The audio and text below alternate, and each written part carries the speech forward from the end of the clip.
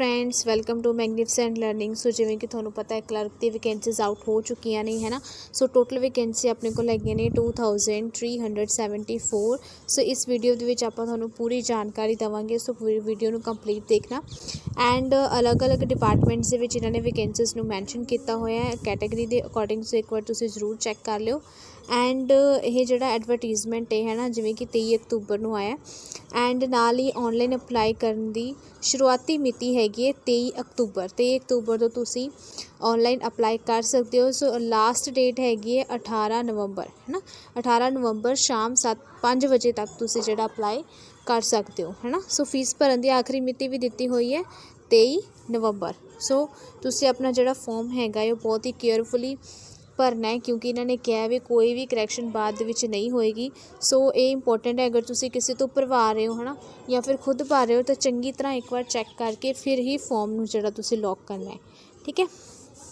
And total vacancies है 2374। सो ये official website है ना, जिथों तुसी इसनूं नोटिस नूं डाउनलोड कर सकते हो, तो पूरी इनफॉर्मेशन जिहड़ी हैगी रीड आउट कर सकते हो। सो ये अलग अलग डिपार्टमेंट्स दे विच दित्तियां होईयां कैटेगरी के अकॉर्डिंग, किहड़े डिपार्टमेंट दे विच किन्नी किहड़ी कैटेगरी लई किन्नी वैकेंसीज ने। सो एक बार तुसी चैक कर लिओ इनू। मैं तुहानूं इंपॉर्टेंट चीज़ां जिहड़ियां इस मैंशन करूँगी। सो असामी वाली अपलाई करने लई कैटेगरी कोड दिते हुए ने। जनरल दी रहेगी 101, है ना, तो EWS जनरल वास्ते 102, SC वास्ते 103। तो अपनी कैटेगरी के अकॉर्डिंग कैटेगरी कोड ने तुसी नोट डाउन कर लिओ, ठीक है। सो फॉर्म अपलाई करने विच तुहानूं हैल्प करनगे। एंड दैन उस तो बाद सैलरी दा हैगा है, सैलरी हैगी 19,900, ठीक है। 7th सेंट्रल पे कमीशन के अकॉर्डिंग 19,900 सैलरी रहने वाली है। एंड दैन आप गल करते हैं एलिजिबिलिटी की गल करांगे। सो ये ग्रैजुएशन कंपलसरी है ना, बैचलर डिग्री होवे किसी भी इंस्टीट्यूट तो यूनिवर्सिटी तो तुसी अप्लाई कर सकते हो। नाल ही 120 आवर्स का, ठीक है, 120 घंटिया का, इस तो घट का थोड़े कोल कंप्यूटर कोर्स नहीं होना चाहिए, ठीक है। 120 घंटिया तो वध का कंप्यूटर कोर्स तुसी कीता होवे, क्योंकि इस दे टाइपिंग टेस्ट भी लिया जाना है। दैन उस तो बाद, ठीक है। और जिन्होंने मतलब कि अपने कोर्स के कोई ग्रैजुएशन डिग्री की है ना, कोर्स के 6 महीने का तुसी कोर्स किया, कंप्यूटर का कोर्स किया होया है ना, तो तुसी अप्लाई कर सकते हो। जिवें BCA वगैरह होंदा है ना, कोर्स होंदा, उस दे विच तुहानूं कंप्यूटर होंदा है। सो तुसी अप्लाई कर सकते हो, उस च तुहानूं छूट आ। एंड उस तो बाद, ठीक है। सो एंड पंजाबी, ठीक है, फोन तुहानूं दिता होया रावी तो इंग्लिश टाइपिंग, पंजाबी तो इंग्लिश की टाइपिंग का टेस्ट होना है, ठीक है।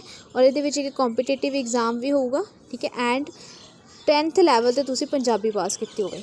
ये सारिया चीज़ां इंपॉर्टेंट ने, ठीक है। एक बार मैं तुहानूं दोबारा दस देनी है, बैचलर डिग्री, ठीक है। एंड उस तो बाद 120 आवर्स का कंप्यूटर कोर्स। अगर 120 आवर्स का कंप्यूटर कोर्स नहीं हैगा, तुसी अपनी BCA वगैरह कोई ऐसी डिग्री की हुई जिस दे कंप्यूटर होंदा है ना, सो तुसी अप्लाई कर सकते हो। एंड नाल ही इस दे विच टाइपिंग टेस्ट होगा, ठीक है। टाइपिंग टेस्ट होना है Punjabi Ravi phone they which and English का टाइपिंग टेस्ट, ठीक है। सो ये तुसी 30 वर्ड्स पर मिनट इन्होंने दसी हुई है स्पीड।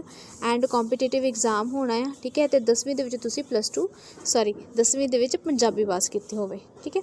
दैन उस तो बाद आपां एज लिमिट की गल करते हैं।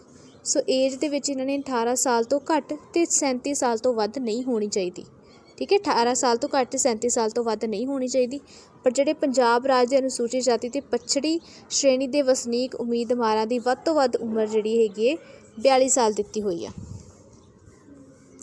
उस तो बाद हैगा भी रैजरवेशन जिहड़ियां राखवा करने वो सिर्फ पंजाब राज के निवासियों ही दिता जाऊगा। थोड़े कोल एक डोमिसाइल सर्टिफिकेट भी होना चाहिए अगर तुसी राखवा करन लैना है तो, ठीक है। इंपॉर्टेंट है डोमिसाइल सर्टिफिकेट थोड़ा बनिया होवे ते 5 साल तो पुराना नहीं होना चाहिए।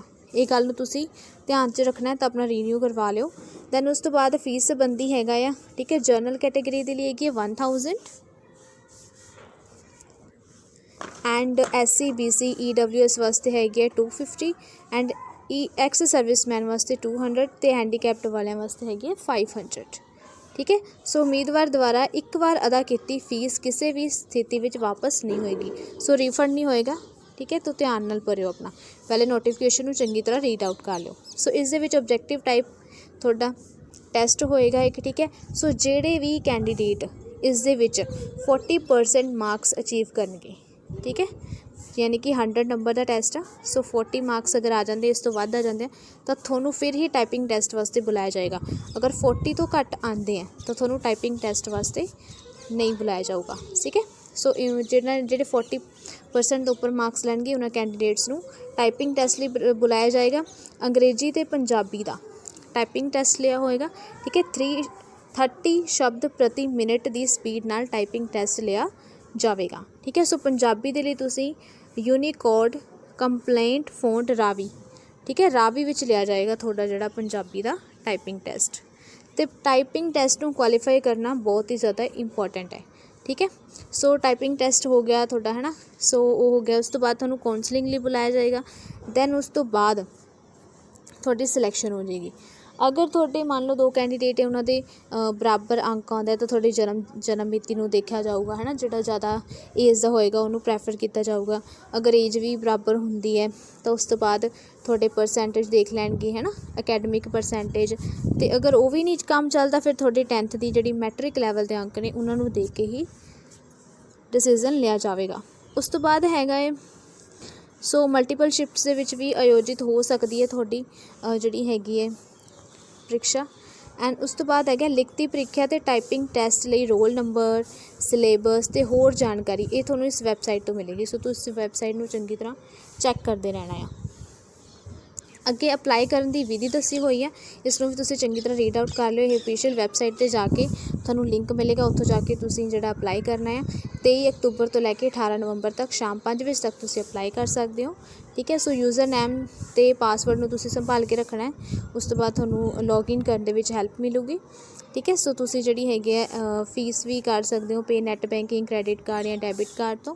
ਸੋ ਇਹ ਪੂਰੀ ਇਨਫੋਰਮੇਸ਼ਨ ਤੁਸੀਂ ਇੱਕ ਵਾਰ ਜ਼ਰੂਰ ਰੀਡ ਆਊਟ ਕਰ ਲੈਣੀ ਆ। ਠੀਕ ਹੈ, ਐਪਲੀਕੇਸ਼ਨ ਜਮ੍ਹਾਂ ਹੋਈ ਤਾਂ ਮੰਨੀ ਜਾਵੇਗੀ ਅਗਰ ਇੱਕ ਵਾਰ ਅਦਾ ਕੀਤੀ ਫੀਸ ਨਾ ਮੁੜਨੀ ਹੋਵੇਗੀ। ਸੋ ਐਪਲੀਕੇਸ਼ਨ ਫੋਰਮ ਜਿਹੜਾ ਤਾਂ ਹੀ ਸਬਮਿਟ ਮੰਨਿਆ ਜਾਊਗਾ ਅਗਰ ਤੁਸੀਂ ਫੀਸ ਪੇ ਕਰਦੇ ਹੋ। ਐਂਡ ਅਗਰ ਤੁਸੀਂ ਇੱਕ ਵਾਰ ਫੀਸ ਭਰਤੀ ਤਾਂ ਉਸ ਤੋਂ ਬਾਅਦ ਰਿਫੰਡ ਨਹੀਂ ਹੋਏਗਾ। ਸੋ ਇਸ ਗੱਲ ਦਾ ਧਿਆਨ ਰੱਖਣਾ। ਔਨਲਾਈਨ ਫੋਰਮ ਭਰਨ ਸਮੇਂ ਹੋਈ ਕਿਸੇ ਵੀ ਗਲਤੀ ਲਈ ਉਮੀਦਵਾਰ ਖੁਦ ਜ਼ਿੰਮੇਵਾਰ ਹੋਏਗਾ। ਉਮੀਦਵਾਰ ਵੱਲੋਂ ਇੱਕ ਵਾਰ ਸਬਮਿਟ ਕੀਤਾ ਗਿਆ ਡਾਟਾ ਕਿਸੇ ਵੀ ਹਾਲ 'ਚ ਬਦਲਿਆ ਨਹੀਂ ਜਾਊਗਾ।